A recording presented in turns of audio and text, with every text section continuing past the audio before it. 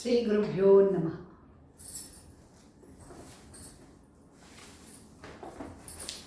తల్లిదండ్రులకి నమస్కారం. అదేమిటి ఈవిడ మొదలు పెట్టడంతో తల్లిదండ్రులకి నమస్కారం పెట్టారనుకుంటున్నారా?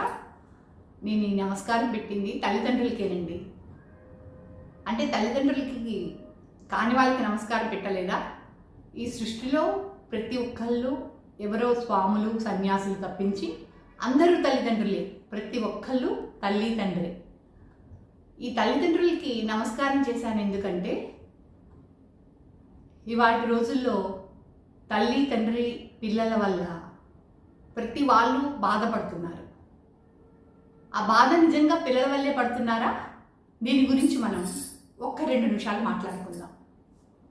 అదేమిటంటే ప్రతి తల్లి తండ్రి ఇవాళ రోజుల్లో మా పిల్లలు మొబైల్ వల్ల టీవీలు చూడడం వల్ల పాడైపోతున్నారు అంటున్నారు కదండి. కానీ అది నిజం కాదు. ఎందుకు ఇలా చెప్తున్నానో తెలుసా? పిల్లలకి మొదటి తల్లి తండ్రి మొదటి గురువులు. అంటే తల్లిదండ్రుల దగ్గర నుంచి వాళ్ళు నేర్చుకోవడం అనేది మొదలు పెడతారు. ఎప్పుడైతే నేర్చుకోవడం మొదలు పెడుతున్నారో దాని అర్థం ఏంటండి?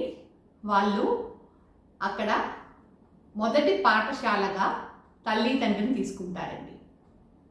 ఇప్పుడు అసలు విషయానికి వద్దాం.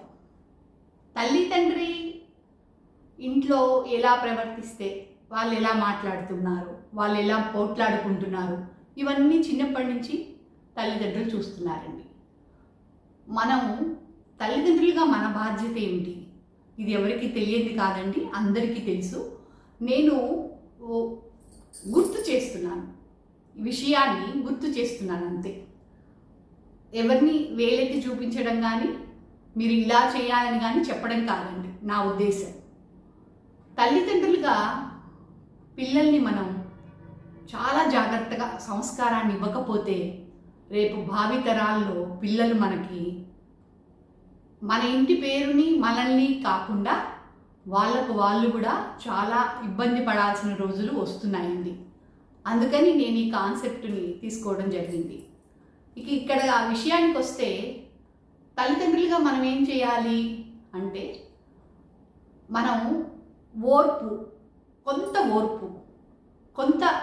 ఓర్పు అంటే అర్థం ఏంటంటే, మీకు ఒక కోపం వచ్చింది, భర్త మీద భార్యకో భార్య మీద భర్తకో కొంత కోపం వచ్చింది, చాలా కోపం వచ్చిందండి. ఓర్పుతోటి 10 నిమిషాలు అంటే పిల్లాడు స్కూల్కి వెళ్ళేదాగనో లేకపోతే పిల్లలతో ఆడుకోవడానికి బయటకు వెళ్ళేదాగనో కొంత ఓర్పు వహించాలండి. ఇలా ఓర్పు వహించినప్పుడు ఏమవుతుందంటే 2 లాభాలు ఉన్నాయి దీనివల్ల.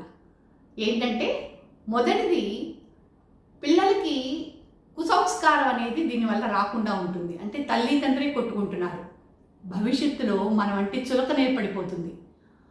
నువ్వు అమ్మని తిడుతున్నావు కదా అని తండ్రిని అంటాడు, నువ్వెప్పుడు నాన్నను విలువ ఇవ్వవు కదా అని తల్లిని అంటాడు.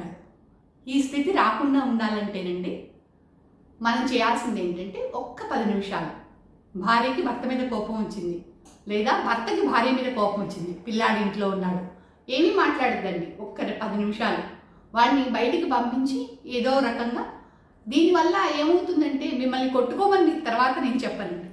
10 నిమిషాలు అయ్యేసరికి మనకు అంత వ్యగ్రత, అంటే భార్యాభర్తల మధ్య గొడవ అవ్వాల్సిన సమయంలో ఉండేంత వ్యగ్రత 10 నిమిషాల తర్వాత ఉండదండి. కొంత శాంతి వహిస్తుంది శరీరము, ఆ రక్తము అదంతా ఆ ఉర్రు తలుగడం అదంతా తగ్గుతుందండి. తగ్గినప్పుడు పిల్లాడు బయటికి వెళ్ళిన తర్వాత అప్పుడు మీరు మాట్లాడుకోవడం మొదలుపెట్టి మాట్లాడుకుంటే దీనివల్ల ఇంకొక ప్రయోజనం ఉందండి. మీ శరీరం ఆరోగ్యం కూడా చాలా బాగుంటాయి ఈ చర్య వల్ల. అంటే పిల్లల్ని సంస్కారాన్ని అందిస్తూ దాంతో పాటుగా భార్యాభర్తల మధ్య కూడా ఒక అనుబంధం ఏర్పడుతుంది. తల్లి తండ్రి అని మొదలుపెట్టి భార్యాభర్తలను చెప్తుంది ఏమిటా అనుకుంటున్నారా? పిల్లలు తల్లి తండ్రే భార్యాభర్తలు. ఇది మనం ఎవరం కాదనలేం కదండి. దాని గురించే ఇప్పుడు నేను చెప్తున్నది. పిల్లల్ని ఆ రకంగా చేయడం వల్ల పిల్లలు తల్లిదండ్రులు కొట్టుకోవడం అనేది చాలా తక్కువగా చూస్తారండి. చాలా చూస్తారు, 1-2 సార్లు చూడాల్సి వస్తుంది. అది తప్పులేదు. 1-2 సార్లు చూడడము, రోజుకి 10 సార్లు చూడడము మధ్య చాలా అంతరం ఉందండి. ఈ అంతరాన్ని ప్రతి తల్లిదండ్రులు గుర్తించి పిల్లలకి సంస్కారంతో పాటు చదువు ఎలాగో చెప్పిస్తాం, స్కూల్లో ఫీజులు కట్టి పిల్లలకి చదువు చెప్పిస్తాం. కానీ సంస్కారాన్ని ఇవ్వాల్సింది తల్లిదండ్రులు మాత్రమే. తల్లిదండ్రులుగా సంస్కారాన్ని ఇచ్చే బాధ్యత తల్లి తండ్రి ఇద్దరు వహించాల్సి ఉంటుంది. ఇద్దరూ కూడా పిల్లల్ని ఈ పోట్లాట వల్లే ఎందుకండి అంటారేమో. ఇప్పుడున్న కాలమాన పరిస్థితుల్ని బట్టి భర్త భార్య ఇద్దరు ఉద్యోగాలు చేయాల్సి వస్తుంది. ఈ ఉద్యోగాలు చేయడంతో వాళ్ళకి ఉండే ఆ పని ఒత్తిడి, ఇంట్లో మళ్ళీ వచ్చి పని చేసుకోవడం, ఇవన్నిటి వల్ల సమయం పిల్లలకి ఇవ్వలేక ఆ బాధని కోపం రూపంలో బయట పెడుతున్నాం. అంతే తేడా అండి. పిల్లల మీద ప్రేమ లేక కాదు, కానీ పిల్లలకి ఆ ప్రేమ తెలియటం లేదు.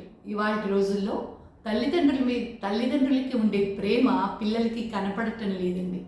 అది కనిపించేలాగా చేయాలంటే మొదటి మెట్టు భార్యాభర్తలు తిట్టుకోకుండా ఉండడం. ఏమండి? నమస్కారం.